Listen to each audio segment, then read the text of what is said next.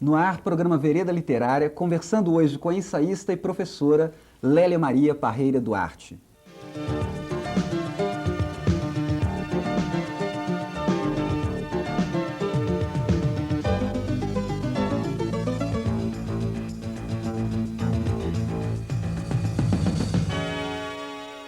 Lélia Maria Parreira Duarte nasceu em Pains, Minas Gerais. É mestre em literatura brasileira pela UFMG e doutora em literatura portuguesa pela USP. Lélia é autora de dezenas de artigos e ensaios publicados em importantes periódicos nacionais e estrangeiros. Professora aposentada da UFMG, atualmente a professora Lélia é professora do programa de pós-graduação em literaturas de língua portuguesa da PUC-MG e coordenadora do CESPUC. Tudo bem com você, Lélia? Tudo bom, é um prazer estar aqui com você. É uma honra para todos nós, Lélia. Obrigada. Lélia, de professora de português e canto orfeônico numa pequena cidade do interior, nem tão pequena mais agora, né, a professora de programas de pós-graduação em nível de mestrado e doutorado, incluindo também diversas experiências administrativas no setor acadêmico, né? Gostaria que você falasse para nós um pouco desse extenso percurso.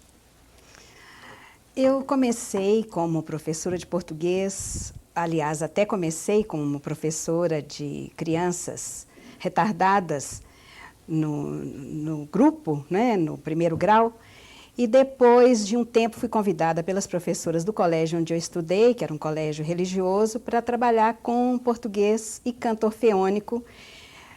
Foi uma experiência muito interessante, em que eu trabalhava com todos os alunos da escola, porque eram todas as turmas, tinham canto comigo, né? Então, foi uma experiência linda, porque no final do ano fazíamos aqueles saraus, cada turma apresentava o seu número, né? E depois disso, mudando para Belo Horizonte, foi quando eu tive a oportunidade de fazer faculdade. Logo fui monitora de literatura portuguesa e depois, quando me formei, fiz o concurso para ficar na Faculdade de Letras da UFMG.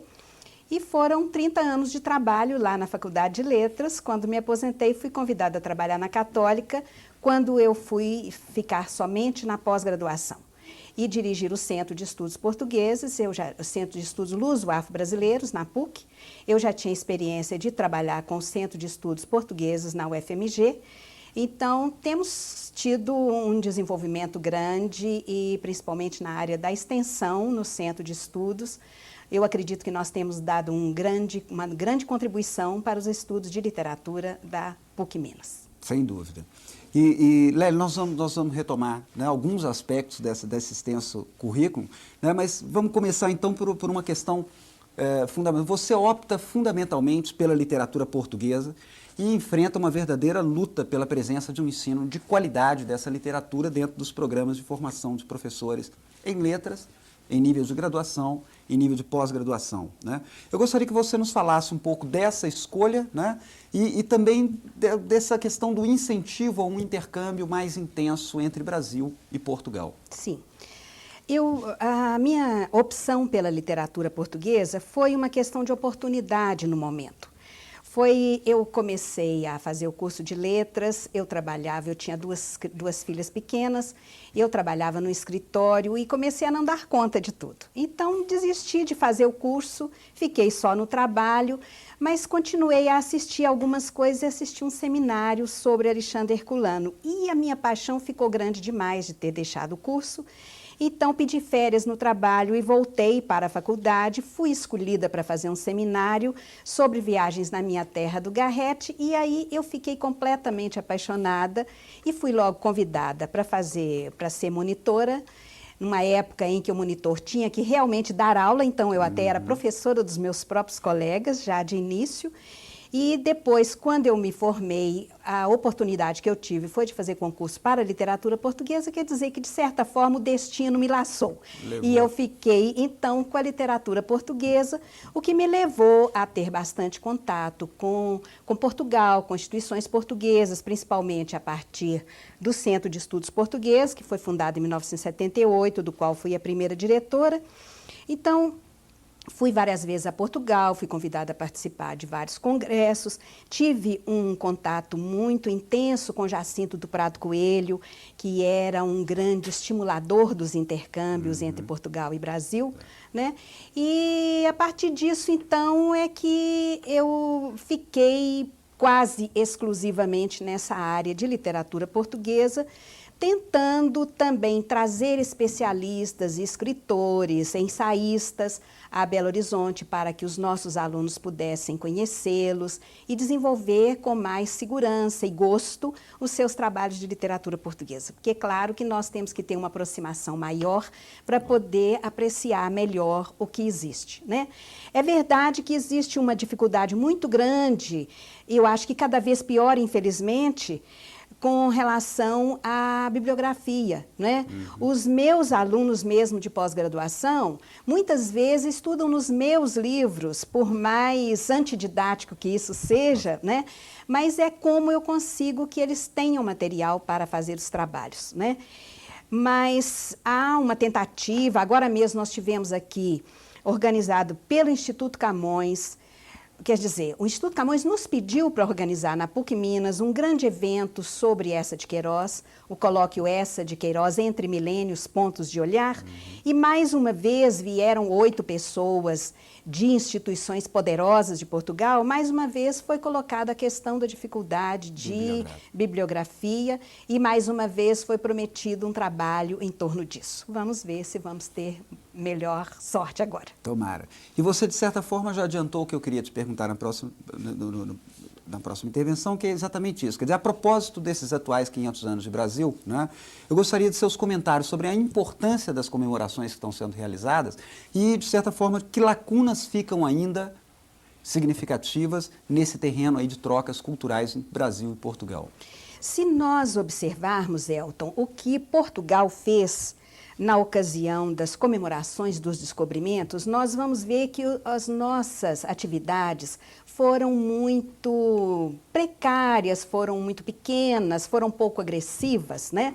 Mas eu acho que nós já tivemos bastante atividades, pelo menos foi muito divulgada a questão, o problema de 500 anos de Brasil. Por que chamar 500 anos de Brasil? Brasil não tem só 500 anos e os nossos índios que aqui já existiam, né?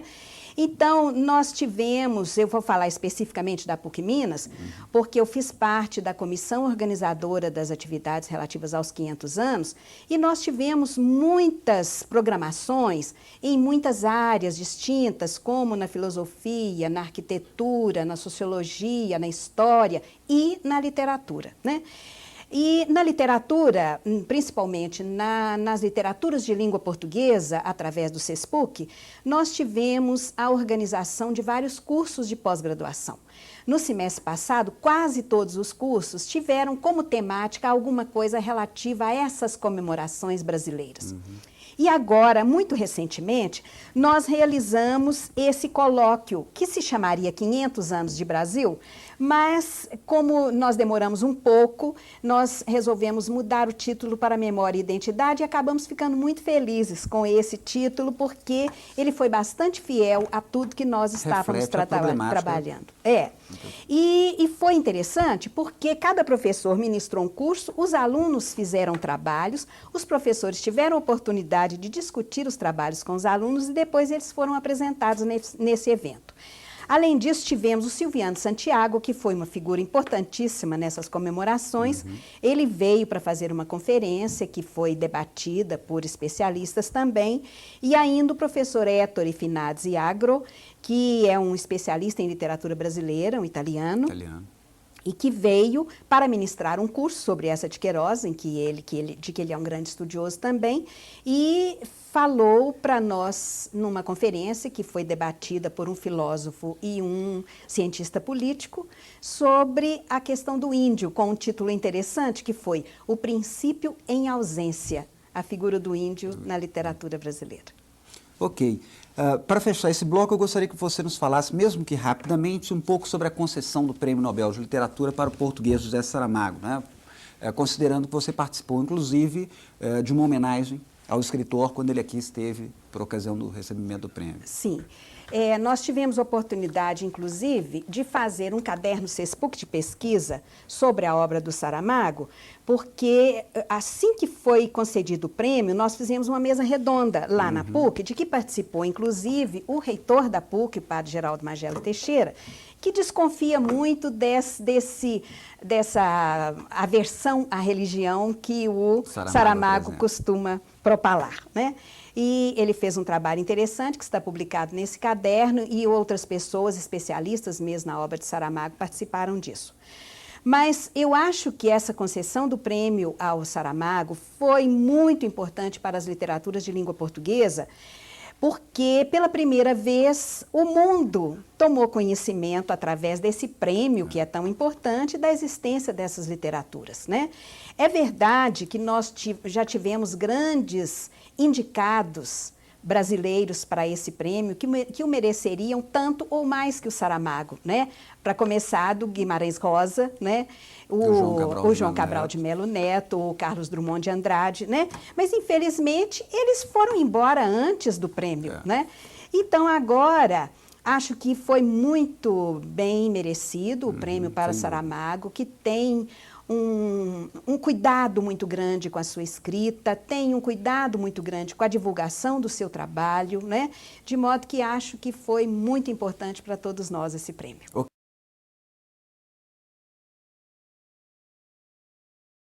No programa Vereda Literária de hoje, estamos conversando com a ensaísta e professora Lélia Maria Parreira Duarte. Lélia, para dar um depoimento sobre o seu trabalho, nós convidamos a pesquisadora e professora Silvana Pessoa. Vamos ver? São muitas as facetas através das quais se pode falar na Lélia. Em primeiro lugar, a orientadora, generosa, dedicada, amiga e carinhosa, que com mão firme vai pontuando e organizando o amontoado, às vezes desconexo e disperso, que é muitas vezes o projeto de uma escrita ainda incipiente. A mestra, não só na literatura portuguesa, mas aquela com quem a gente vai aprendendo novas palavras e tornando outras mais belas. A pesquisadora séria, que é uma referência obrigatória nos estudos sobre a ironia e o humor. A batalhadora incansável, que imprime a marca do dinamismo a tudo que toca, seja no CESP da UFMG, onde por duas vezes ela foi diretora, e agora no CESPUC, onde ela vem organizando congressos, simpósios e seminários, especialmente o dedicado a Guimarães Rosa, a editora da Scripta, a revista do CESPUC, que vem se firmando como uma das mais prestigiadas publicações do meio acadêmico. E tem ainda uma outra faceta, que é bem conhecida de seus orientandos e ex-orientandos, que é a de arranjar tempo para se sentar nos bares e entre um chopp e outro conversar, rir e falar bobagem. Então tá aí Lélia na convivência e na vivência compartilhadas, a certeza de que nossas vidas formam um só diamante. Muito bem, Lélia. Vou aproveitar então o depoimento da Silvana para poder entrar nesses aspectos mais essenciais do seu trabalho. E antes de chegar à ironia, que é notória especialidade sua, né? Vamos falar um pouquinho de uma condição preparatória até para que você chegasse à ironia, que você aponta diversas vezes no seu memorial para uma verdadeira cisão de métodos críticos, primeiro entre uma análise orientada para questões do enunciado, vendo aí a questão do mito, a questão da ideologia, e depois, num ciclo evolutivo, você passa às questões da enunciação, vendo aí os problemas de linguagem. Eu gostaria que você comentasse para nós essa evolução, sobretudo porque ela é também um retrato da evolução da própria crítica dentro dos meios acadêmicos brasileiros, né? Eu acho que você tem razão nessa coincidência.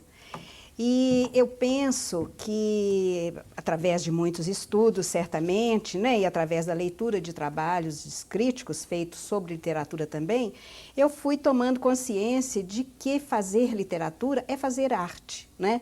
Então, você não vai ver um quadro e vai pensar diretamente, exatamente, o que é que ele diz, né? Essa é uma leitura antiga, né? E eu acho que na literatura também acontece isso, você tem que ver como aquela literatura diz o que diz, principalmente porque no campo da ironia, que é ainda talvez nesse campo do enunciado mais antigo, você tem uma sátira construída pela ironia, através da ironia, com a ironia, você tem um objetivo, você tem um significado. Mas a literatura, principalmente a partir da ironia romântica, principalmente a partir do modernismo e especialmente a partir do pós-modernismo, ela tem consciência de se construir como um mosaico, como alguma coisa que se faz de pedaços, como alguma coisa que se faz através da exploração do significante, seja ele sonoro, seja ele por sua capacidade de visualização, né?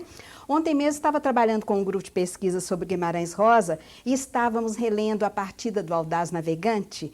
Então, a brejeirinha, com aquela sua linguagem tão linda, né? E que muitas vezes não tem sentido. Para ela, um ovo é igual a um espeto. E nós não vamos discutir com ela.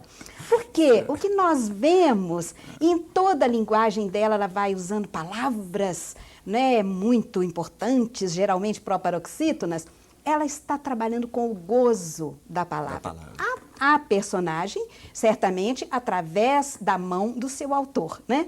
Mas então, o Guimarães Rosa é o mágico da palavra, é o que vai fazer humor com a palavra. Se eu tiver oportunidade, eu vou explicar para você qual que é a diferença que eu vejo entre ironia e humor. Ironia. Então, vamos já emendar com essa questão, porque é a próxima, inclusive, pergunta que eu quero te fazer. Você, sua tese de doutorado, você denomina, inclusive, a busca do sentido impossível na obra do escritor português Augusto Abelaira, né? E aí entramos, então, no terreno da ironia. Eu sei que só isso bastava. Seria um programa, seria muito pouco para tratar disso. Mas vamos lá, que esse é um aspecto interessantíssimo, essa distinção entre ironia e humor na... Pois é. A começar da própria obra do Augusto Abelaira, né? Nós sabemos que o Augusto Abelaira foi uma pessoa extremamente ativa politicamente, foi muito importante na época do neorrealismo, que era uma época de censura absoluta, né? E ele, então, fazia os seus romances passados em Itália, por exemplo, que era uma forma de burlar a censura, né? Mas, então, naquela época, o Abelaira tinha um objetivo muito forte de fazer pedagogia, de ensinar o leitor a perceber a realidade em que ele vivia, o engano em que ele estava mergulhado, né? Então, ele precisava de levar o leitor pela mão. Depois, com o passar do tempo, nós temos agora, por exemplo, Deste Modo ou Daquele, ou nós temos outras obras mais novas do Abelaira, em que vamos ter ainda aquela crítica a uma ideologia, a uma censura, a uma postura diante da vida que tira a liberdade do ser humano, mas nós vamos ter isso através de um trabalho textual, né, que é o que eu chamo de humor, que é o que o Barthes faz, que é o que grandes escritores da atualidade fazem, né? E que vão trabalhar principalmente a questão desse significado, dessa tessitura, desse bordado que o texto faz, dessa arte mais livre, mais descompromissada, não significando que seja arte pela arte, portanto, uma arte desligada de qualquer... Por exemplo, quando nós falamos dos 500 anos do Brasil, os meus alunos trabalharam com a releitura crítica das viagens e dos descobrimentos. Textos lindos. Textos que falam das viagens e dos descobrimentos, na perspectiva do Fernão Mendes Pinto, por exemplo, em que ele denunciava a pirataria que os portugueses faziam, né? Mas esses textos fazem isso com uma elaboração tão complexa, tão artística, tão espelhada, tão cheia de vozes e de entrelaçamentos, que nós vamos ver que está muito presente ali um humor, que não é exatamente o riso, mas que é esse humor, essa ficção que vai marcar a descontinuidade do eu.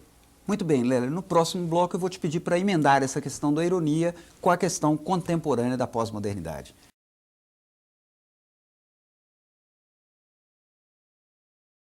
No programa Vereda Literária de hoje, estamos conversando com a ensaísta e professora Lélia Maria Parreira Duarte. Lélia, no final do bloco anterior, eu havia te pedido que passasse para nós da questão da ironia à questão da pós-modernidade, considerando o seguinte: alguns autores têm em conta que a paródia, o pastiche e a ironia, né, podem ser e devem ser considerados, dada a sua alta sistematização e reiteração dentro das obras literárias contemporâneas, como traços caracterizadores da pós-modernidade. Eu gostaria que você nos abordasse essa questão. Eu considero que a ironia é um denominador comum ao pastiche, à paródia, ao humor e até a outras manifestações em que o texto adquire um duplo sentido, né? Então, a diferença que eu vejo entre ironia e humor é que na ironia o sentido fica realmente sugerido. Então, a ironia é expressiva, enquanto que no humor nós temos mais um jogo de significantes, né? Então, eu penso que o pastiche e a paródia, assim como o humor, essencialmente, são procedimentos textuais. Então, a pós-modernidade investe na textualidade. O que significa? Nada tem um significado muito definido. Então, a pós-modernidade lida exatamente com isso, né? Você veja atualmente os estudos novos sobre nação. O que é uma nação? Na perspectiva de Homi Bhabha, por exemplo, né? Não é nada fixo, é alguma coisa que é construído a cada momento. Assim também eu vejo a questão da pós-modernidade com a ironia e o humor. Ok. Lélia, um autor citado por você em seu memorial, que é um documento elaborado para a obtenção do título de professor titular, né, de uma cadeira de magistério, você, citando um determinado autor, que agora eu não me recordo quem, disse o seguinte, que vê muita dificuldade na presença da ironia na literatura portuguesa, porque os portugueses sempre estão muito presos à questão da pátria, à questão da verdade, à questão do sentido, né? Como é que você vê, já que nós somos um país de cultura lusófona, né? Como é que você vê essa questão na literatura brasileira? Nós também temos essa dificuldade em relação a... Eu penso que nesse momento, também não me lembro exatamente, mas eu penso que eu falava de um autor neorrealista, talvez Manuel da Fonseca, né? Em que tinha esse papel pedagógico de ensinar, de mostrar para as pessoas que elas tinham que ser críticas, de não aceitar tudo que lhes era falado, né? Mas eu acho que isso não é exatamente uma marca na literatura portuguesa. Por quê? Se nós formos reler hoje os Lusíadas, nós vamos perceber lá, e quem mostra isso muito bem é o Hélder Macedo, nós vamos perceber que existe uma voz do poeta ali dentro que mostra a textualidade do poema que ele constrói, né? Então, que aquilo não é uma verdade definitiva, que aquilo não tem um significado pronto, mas aquilo é alguma coisa que vai ser construído tanto pelo autor quanto pelo leitor, com a colaboração do leitor. É claro que o leitor não vai ler outra coisa, mas ele vai ter uma orientação e ele vai participar da produção de sentido, né?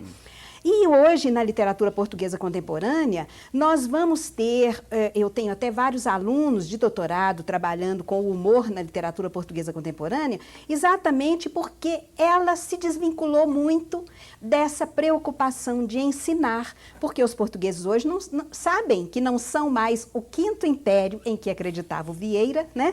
Mas eles fazem parte de um mundo da língua portuguesa e trabalham com os significantes e com a arte possível com esses textos. Ok, bom, Lélia, agora nós temos 3 questões que nós temos que trabalhar com elas de modo mais rápido. A primeira é a seguinte: infelizmente não vai ser possível mostrar as mais diversas, esse acervo enorme de publicações pelos quais você vem trabalhando, tanto no território brasileiro quanto português. Mas você, por diversas vezes, apontou num passado histórico recente as grandes dificuldades, quer dizer, apesar de uma intensa produção acadêmica, ensaística, a grande dificuldade de publicação, de colocar esses textos em circulação. Como é que você vê essa questão mais recentemente? Eu penso que hoje a situação é um pouco melhor, Por exemplo, essas revistas Scripta que nós temos conseguido, nós já estamos com 7 números, né? O último está na gráfica. Em 3 anos, nós estamos realmente conseguindo muita coisa. Quando eu consegui publicar este volume, que é do Boletim do Centro de Estudos Portugueses, em 91, com trabalhos dos meus alunos já sob ironia, né? Eu continuava uma série de boletins, né, que hoje ainda seguem, e fazia também essas publicações todas sob ironia e humor na literatura, né? Com resultado de pesquisa dos alunos. Então, eu penso que a sua pergunta se refere a publicações talvez mais minhas mesmo, né?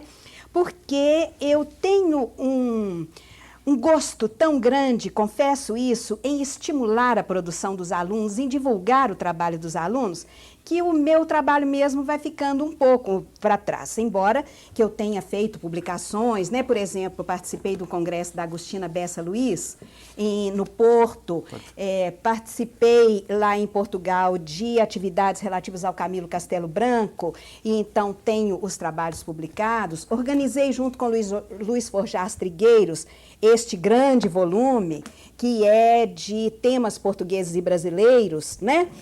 Mas agora eu estou com um projeto pessoal que eu espero chegar ao final dele rapidamente, que é o de fazer uma reunião dos meus ensaios, exatamente sob ironia e humor, né?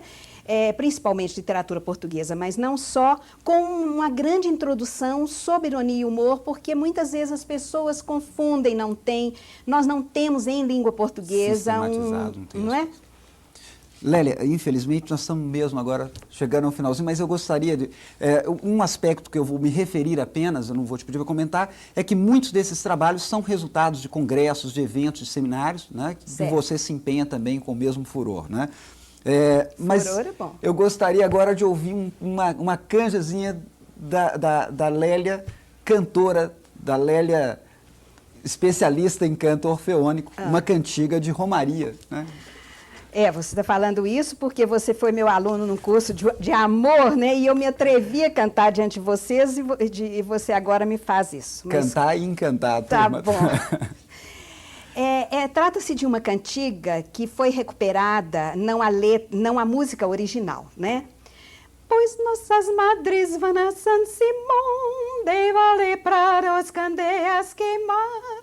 Nós as meninas ponhamos a andar com nossas madres e elas então.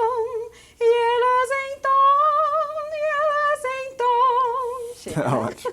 Bom, eu gostaria também que você mostrasse para nós sua própria composição musical sobre Camilo Peçanha, mas como o tempo não vai dar, eu vou te pedir para fazer um outro comentário, que é sobre uma outra faceta sua recente, que é a Lélia pintora. Eu vou pedir para a gente ver aqui 2 takes rápidos da sua pintura e te peço uma consideração final. Ai, ficou bonito, viu? Tá bonito aí Pode comentar para nós.